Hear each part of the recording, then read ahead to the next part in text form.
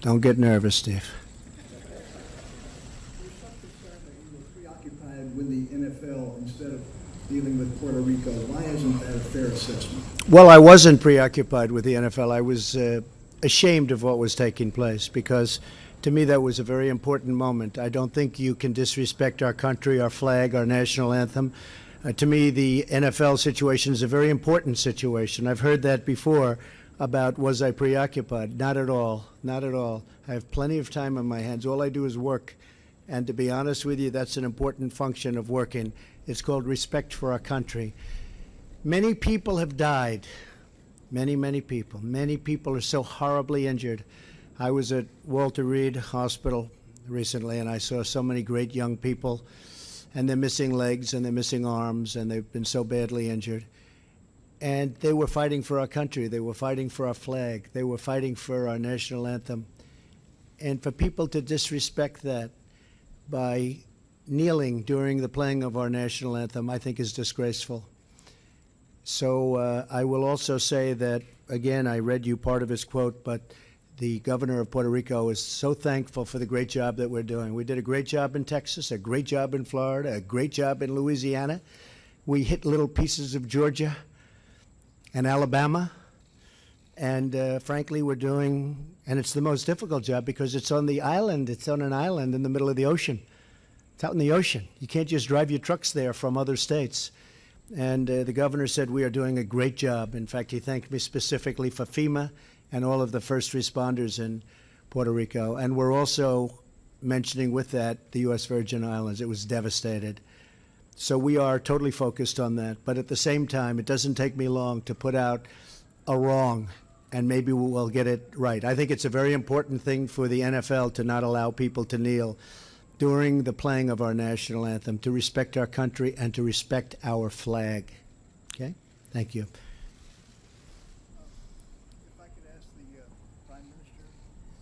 If I could ask a Prime Minister a question, is it going to take a war to rein in North Korea, and what is your advice to the President on dealing with this?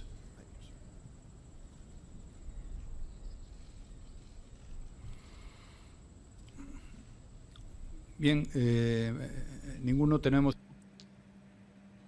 No one wishes for there to be a war anywhere in the world, but it's true that the recent events in North Korea, with implications in the neighboring countries, very important countries, and means that we all have to be forceful, and those of us who defend the values of democracy, freedom, and human rights have to let North Korea know that it isn't going anywhere in that direction. For the time being, sanctions have been adopted. Spain will support any political decision which will contribute to putting an end to this situation, which has nothing to do with the principles and values most of Western and global democracies defend.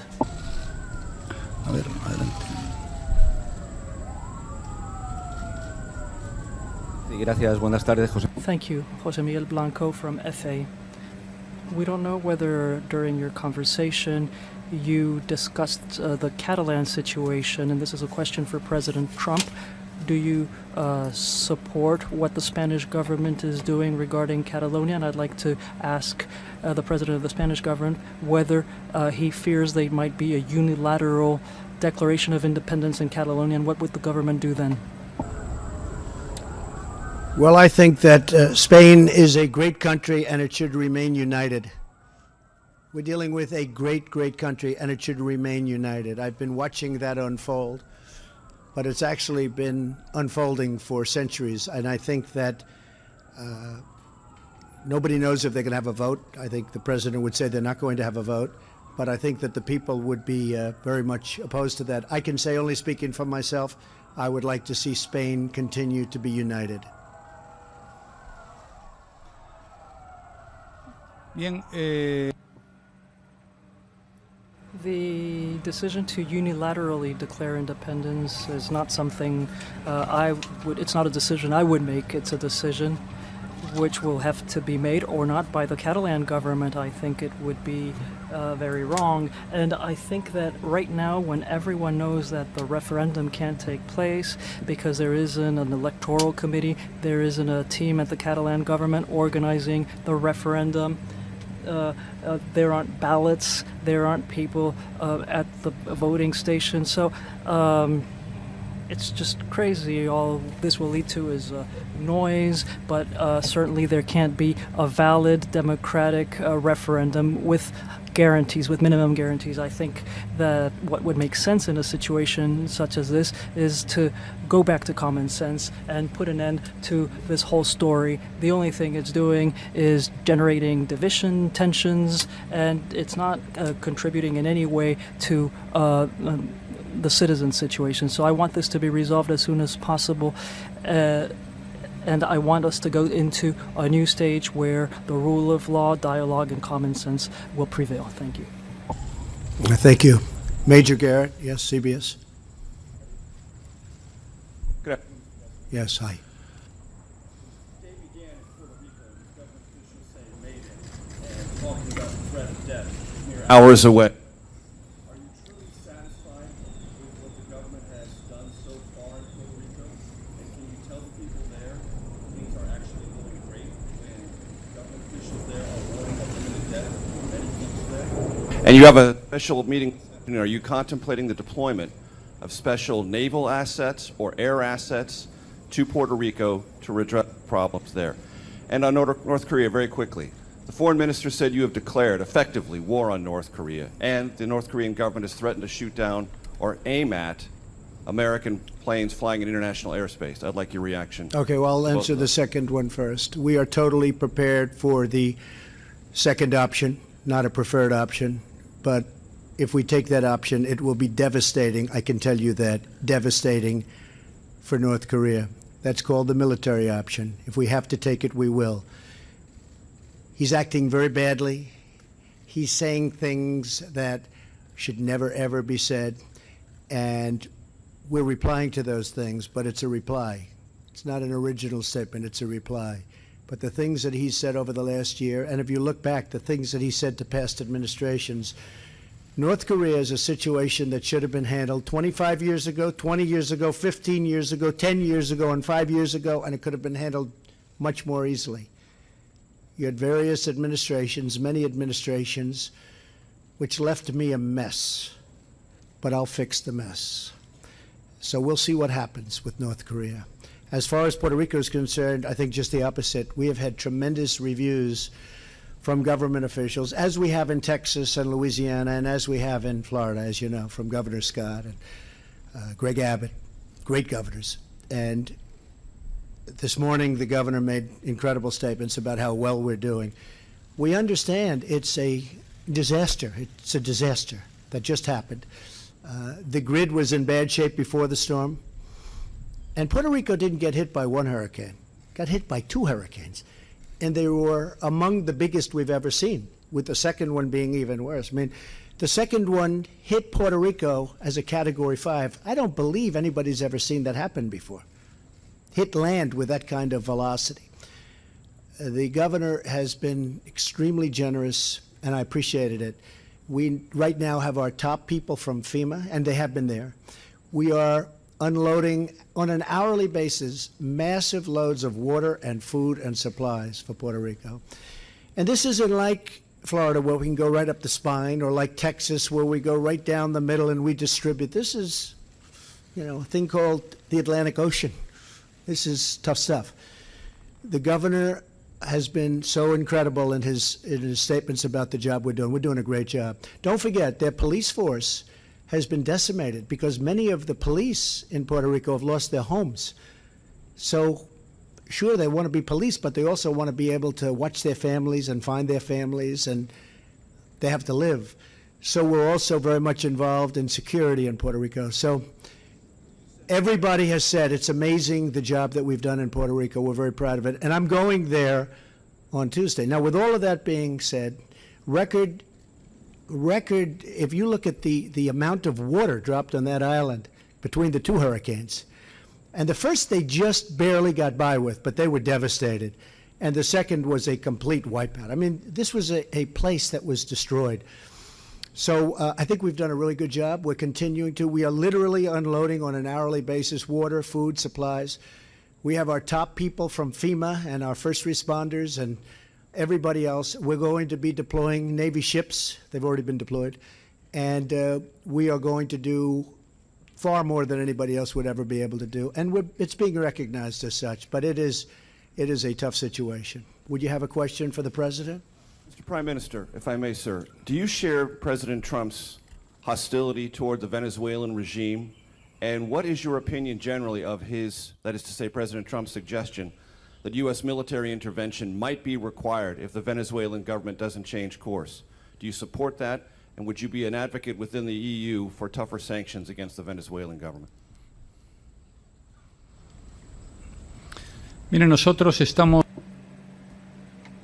Well, we're spearheading in the European Union a proposal to impose sanctions on Venezuela. What is happening in Venezuela is unacceptable. Venezuela traditionally was a democratic country, and at this time it's no longer a democratic country. There are political prisoners in Venezuela. There are people who are in jail only because they think differently than Mr. Maduro. And I was the first prime minister to receive Lilian Tintori, who's the wife of Leopoldo Lopez, who was jailed because Mr. Maduro didn't like him. But there were many others who were sent to jail. In Venezuela, there was a parliament, and the government has made up this other parliament, which has its meeting next to the other parliament, and it enacts legislation. They've created a commission for the truth, which is an anti-democratic tool, which only serves to judge people without respecting minimum human rights standards. Venezuela is on the road to dictatorship, unless that can be stopped. So all of those who shared values such as democracy, freedom, and human rights have to do something.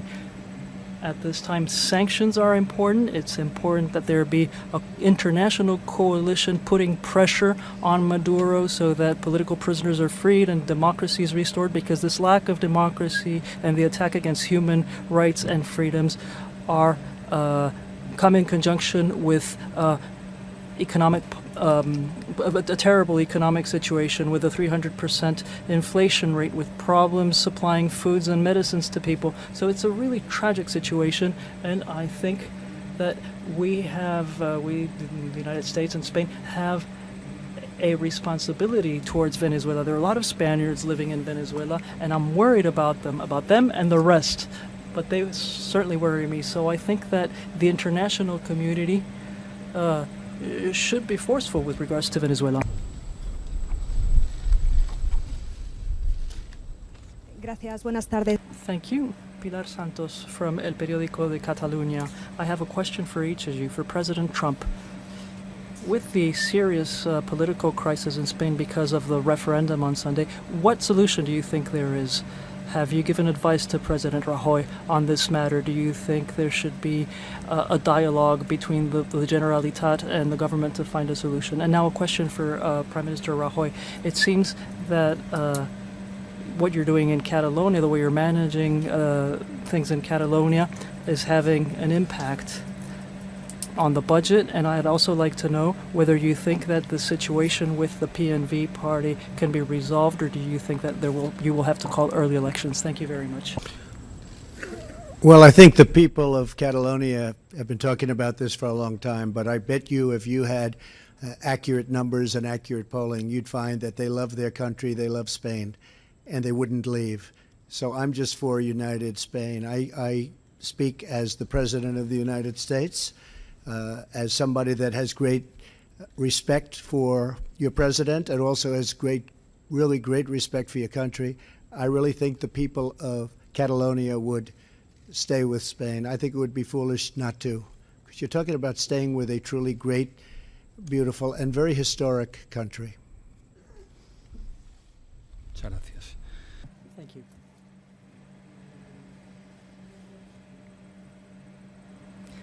We will be delaying the budgets in Parliament because we think that when we submit the budgets, we will need the needed support to approve them. We're talking with different political parties, as you know, and I don't think we'll have any problems if we continue to work down this line. I don't think we'll have any problems in approving them within a reasonable time frame, but we are looking for a majority just like we did last time around when we voted the budget. At any rate, I'm not thinking at all about calling early elections as a result of what we were saying. Muchas gracias. Mr. President, thank you very much. Thank you.